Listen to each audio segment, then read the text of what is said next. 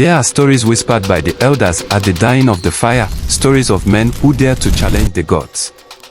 Men who lost. Men who were never seen again.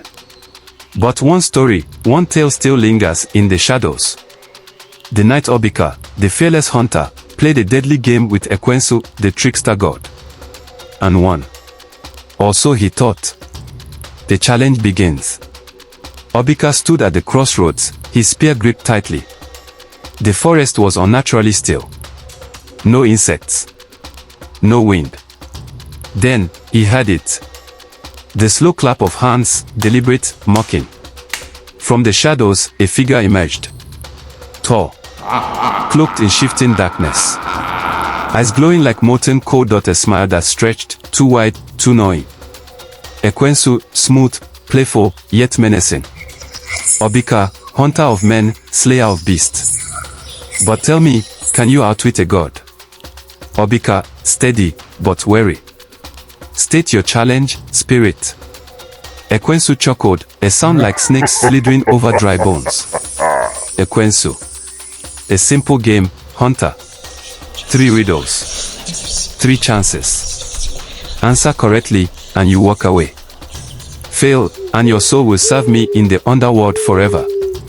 A whispering wind, like unseen voices laughing and mocking. Obika was no fool. He had heard the tales. No one had ever won against Ekwensu. But still, he nodded. The game had begun. Riddle 1, the fire test. Ekwensu's smile sharpened. His voice slithered through the night. Ekwensu. I am not alive, yet I grow. I do not have lungs, yet I need air. I do not have a mouth, yet water kills me. What am I? The distant crackle of flames, the hiss of dying embers. Obika narrowed his eyes. He knew this one. Fire. He answers. A sharp crack of thunder sounds. Ekwensu hisses in disappointment. Ekwensu in a mocking tone exclaims. Beginner's luck. Riddle 2, the shadow trap. Ekwensu's form flickered, shifting like smoke. His voice darkened. Ekwensu. The more of me you take, the more you leave behind. What am I? Obika's mind raced. This one was harder. Then, he glanced at the ground, at the footprints he had left behind. Obika smacking answers boldly. Footsteps. A gust of wind howls. Ekwensu's eyes burned brighter. The god's smile faltered, for a moment. Then it returned, wider. Too wide. Ekwensu.